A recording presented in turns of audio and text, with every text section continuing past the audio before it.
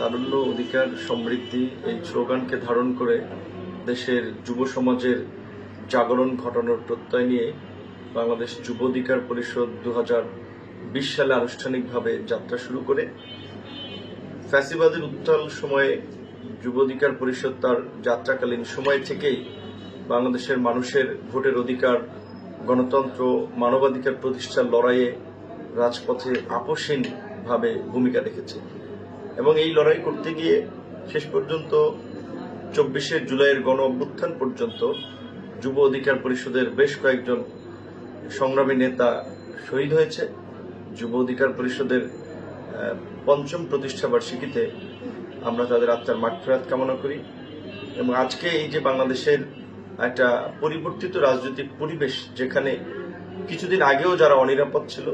যাদের কার্যত কথা বলার অধিকারটাই ছিল না, রাজনীতি তো বহু দূরে, আজকের এই নতুন বাংলাদেশ বিনির্মাণের পেছনে একটি নবীন সংগঠন হয়েও যুব অধিকার পরিষদের অগ্রণী ভূমিকা রয়েছে।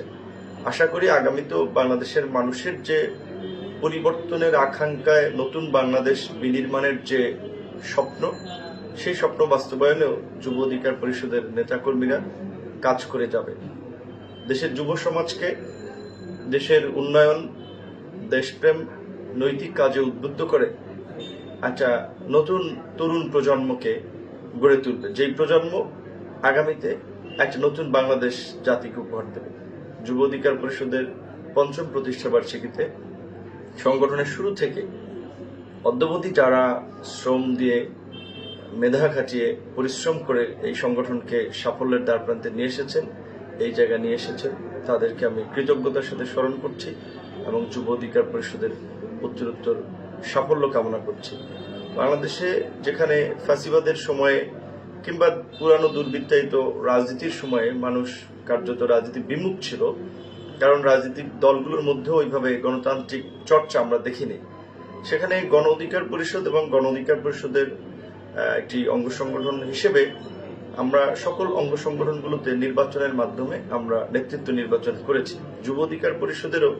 কাউন্সিলের মাধ্যমে নেতৃত্ব নির্বাচিত হয়েছে অতীতে, সামনেও কাউন্সিলের মাধ্যমে নেতৃত্ব নির্বাচিত হবে। সেই বিবেচনায় এবারের প্রতিষ্ঠাবার্ষিকী একটি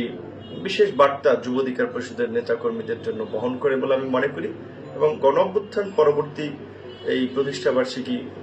মাধ্যমে যুব অধিকার পরিষদ সারা বাংলাদেশে হয়ে উঠুক আরো প্রাণবন্ত, আরো উচ্ছল এবং আগের চেয়ে আরো দ্বিগুণ গতিতে